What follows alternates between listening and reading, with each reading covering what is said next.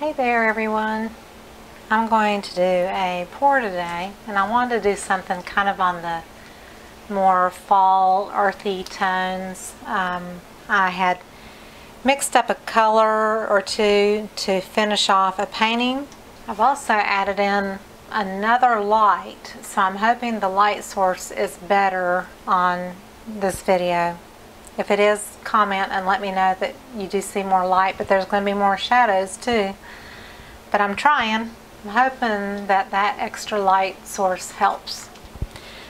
I feel like I'm definitely under the spotlight. So the painting that I did was this long one, which has been sealed. It's called Enchanted Garden. So the top is down here and this is the bottom. So it actually goes, you know, like that, with that being the top and all the way down to the bottom. But I can't show you in like one whole frame because of the camera. But I did the edges. I did kind of a forest green, which is in that cup down there, and then I put a little of a dark bronze color over it to go with Janet's decor. And so this is going to be shipped off to Colorado next week after it is thoroughly cured. This one is a 16 by 40, so kind of an unusual shape. I think we got it at Michael's. But I had used the green, and I had some brown that I had mixed up to add to the bronze because I wanted the bronze to be a really dark bronze. So I thought, well, I'll just go ahead and make that into a cup of paint. So I did. I have some what I would call ugly gold in this here that's been here quite a while, and it's probably got some silicone in it because it would be comparable to what I would normally put in a squeeze bottle, which is usually silicone.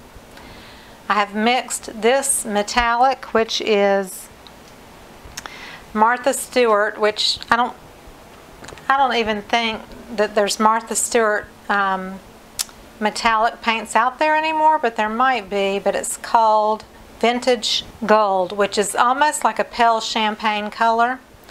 And then I added some Artist Loft Old Gold to it. So that is kind of a golden champagne metallic color. I have copper, which obviously has some cells going on in there. I'm assuming it's got maybe some OGX in that one. This was some leftover red ochre, which is by Soho, which I got from Jerry's Artorama. I don't think anything is in that. There's nothing in that or that. This was some orange I had mixed up from a long time ago, and I don't know if there's anything in this one either. And then I mixed up a cream color that is white and yellow, and then I put some of this brown into it to make it just kind of a tannish color. So those are my colors that I'm going to use. So they're all in that fall kind of color, earth kind of feel. And I've got an 11 by 14 canvas. It's got push pins on the back, and I wanted to do a kind of a dirty pour, but 4 cups in a linear pattern. And so I'm going to add my OGX only to the brown, and I'm just going to add 1 drop and 1 drop in the green. Give it a few stirs just to get it intermingled in the paint, and that's that. So there might be some in the copper, there may be some in there, I'm not sure. Well, let me put a drop in the metallic. So I'm just basically trying to get it down into the cup, but not stirring it too much. So that's OGX coconut milk, anti-breakage serum. It is a definite, when I talk about coconut milk, you can't just use any coconut milk, and it's not the kind you drink. This is a hair product. It has dimethicone in it, which is the second ingredient. If you read the back, it's dimethicone, and so that is what is in charge of the cells for the most part. Besides maybe a little silicone that might already be in here and maybe there. So I'm going to do 11 by 14 canvas, which only requires 5 ounces to cover it. So I'll, maybe use 6 or 7.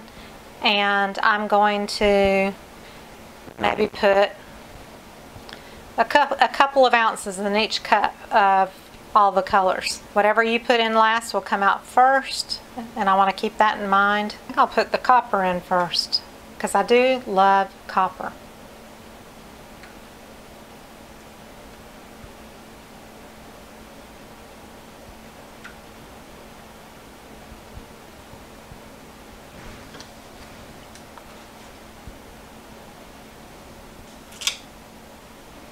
I don't want the green to be like in your face, so I'm going to not use it quite yet. I'll do a little bit of this gold.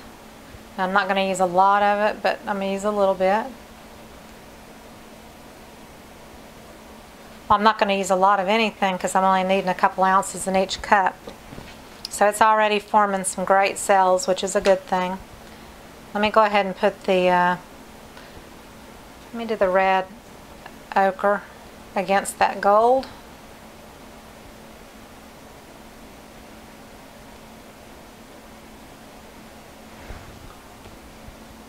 And then maybe some of this pumpkin color, which is my own mixed color. The green is my own mixed color. The brown is Master's Touch Raw Umber. They all are mixed 1-to-1 with Easy Flow from Owatrol, which is a European company. And they offer their product through their website at Owatrol, or you can get it on Amazon. This is a 2.5 liter, which is a bigger version that they offer now, and it's comparable to Floetrol in the United States, but I use this as well for the European subscribers and those who are watching that cannot get Floetrol. This is an option for you. And then if you're not in either place where you can get Floetrol or Owatrol, then you would have to get a water-based, latex-based paint conditioner or extender. Now I want to do, I think, the cream, and I want this to go down in there, so I'm pouring from up higher.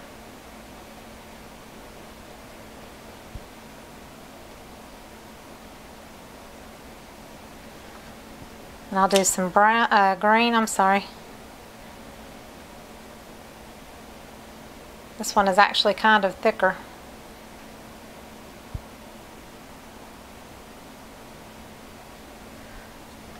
Now I'm going to put quite a bit of champagne golden color here, and I'm putting that in from up high. And now the brown. So I've got way more than I need for this canvas, that's for sure.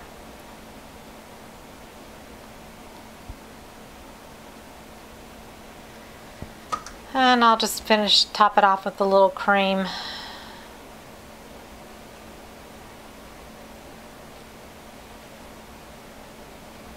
And I might only need 3 cups. Who knows?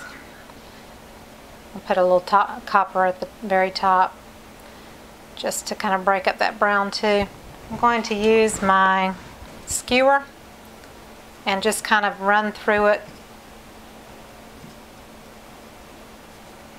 a little bit.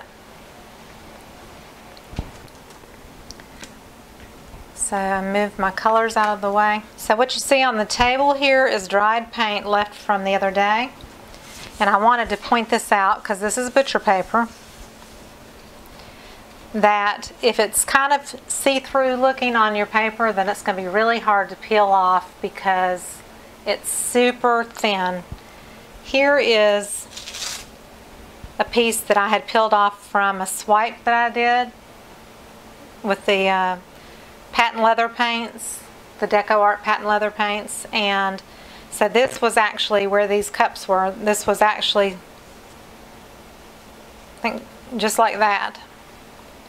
and I peeled it up in one piece.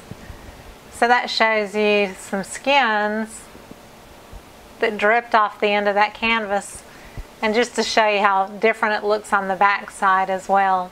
So that's one big acrylic skin.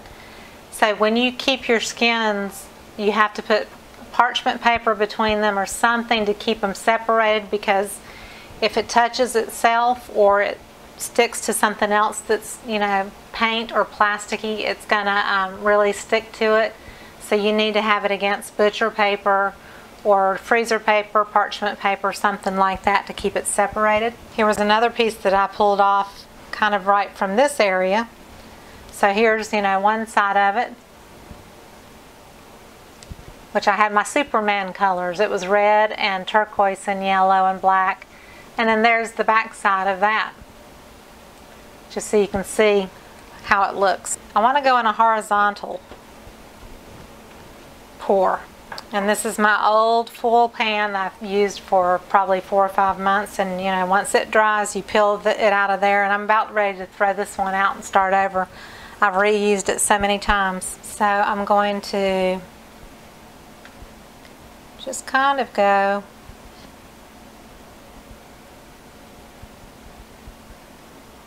back and forth in a linear kind of pattern.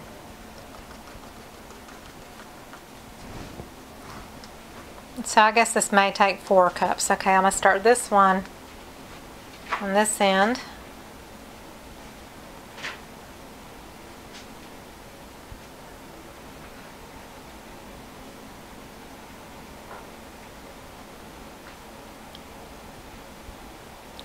So you see how little of the OGX that I used, and that's why it lasts for such a long time, is because it takes so very little to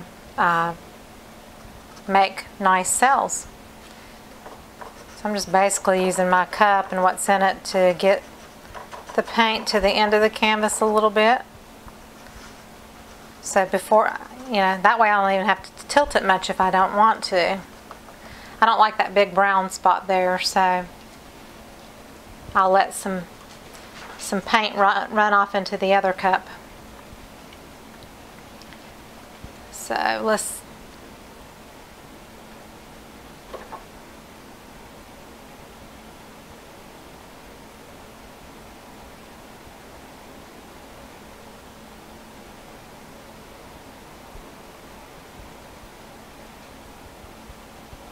I'm going to leave a little bit in this one too.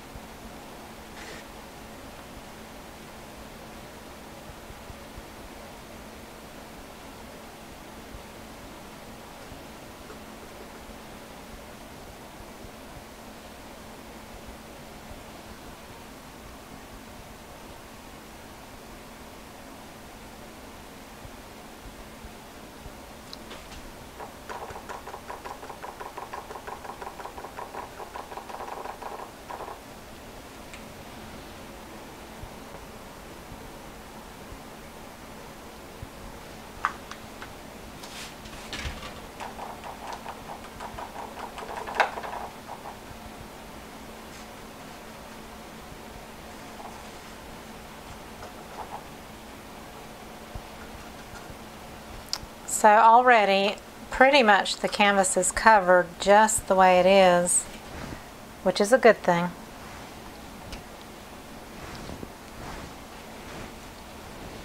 And the great thing about OGX is pretty much the cells will kind of come up almost immediately, but it doesn't hurt to just let it sit for a few minutes. And I'm already telling I love this combination of colors, and I think I would love to do something with an aqua color and intermixed with it as well, and maybe not the green. And I'm trying to go through this green right here a little bit.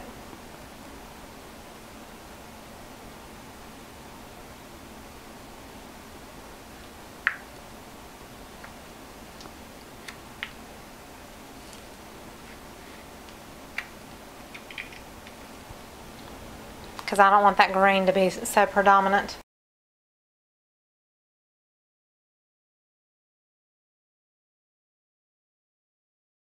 So I use the heat gun, and the purpose of the heat gun is basically to release any air bubbles and bring any cells to the surface. And already, obviously, I have more cells than I need.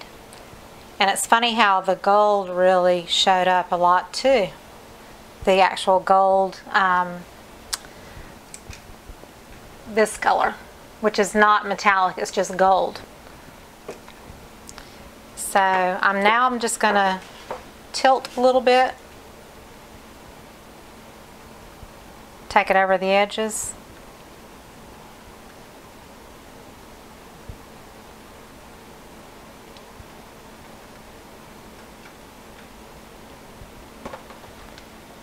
And you can also, you know, pick the paint up from your tray as well. Now I'm going to go this way.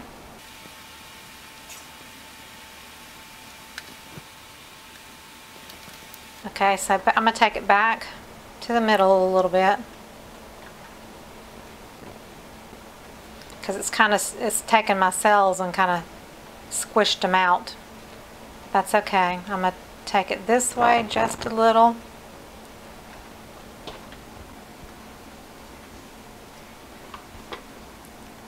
Going to get a little of that color inside the pan and put it on my edges, just to make sure they're all covered. And now I'm going to tilt it this way. And I don't have to leave it in a linear pattern. If I see something that kind of comes out in the design, then I can, you know, kind of go with that as well. So already I can tell I don't like this side because of the green and brown together. So I'm going to get rid of that. So I'm just going to take it and stretch it a little bit and see what happens. I wasn't really trying to get like really plump large cells. I just wanted an interesting pattern.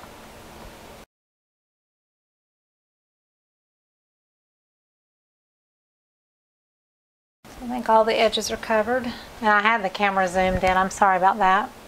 I hope I didn't screw up you not seeing the whole thing as I did it, but I think I'm pretty content with this overall pattern. I'm going to try to get rid of some of that yellowish area that's at the top of the screen. Just kind of let some of that float off the edge.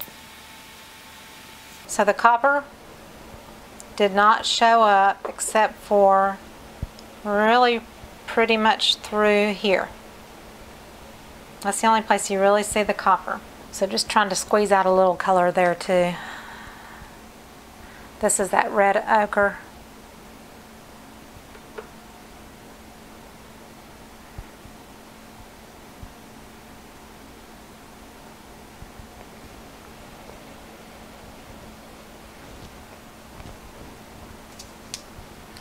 Stick my skewer in the brown here and maybe see if I can just get a little brown to go in.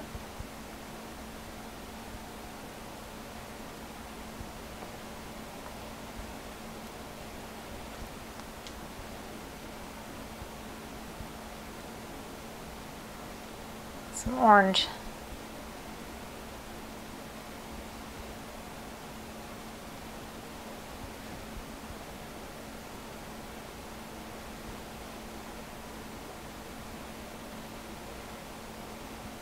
Well, I totally intermingled that so much you can't tell what it is. Do a little brown again and some green.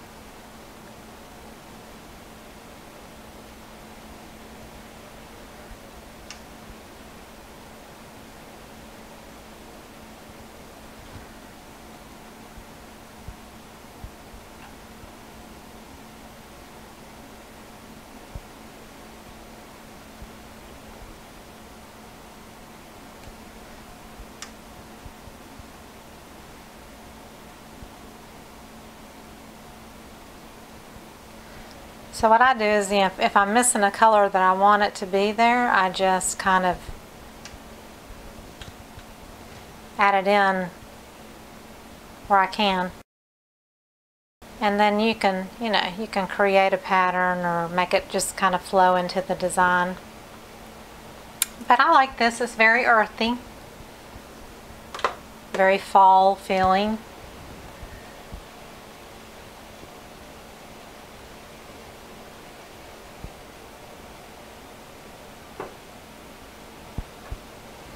So I started with a linear pattern and then just it kind of evolved from there. So that is that. And even some of the green or whatever is popping through in the white, the cream color there. Just little tiny dots of green. So things will, possibly change. And I can even try and heat it one more time. And that may, even, it may change over time as it dries. But I'm pretty pleased with that. So there it is. So if you enjoyed it, please give me a thumbs up and subscribe to my channel. Don't forget, if you're a subscriber, to click on the bell down at the bottom right, and that will mean you'll get notifications when I add something new. And also check out, if you will, please go to Instagram and find me there, Sandra_Lett, and follow me on Instagram. I would love for you to come over to the Instagram area and like me there and share some of my pictures. And of course, I got my Facebook group in the link below, where I have connected on a more personal level with people that are following me on YouTube. So it's a great way to connect with you. So if you will, follow me in different areas just besides here. Go over to Instagram or Facebook and follow me and stay in touch with me. I really enjoy connecting with the people that are following me. So thanks a bunch.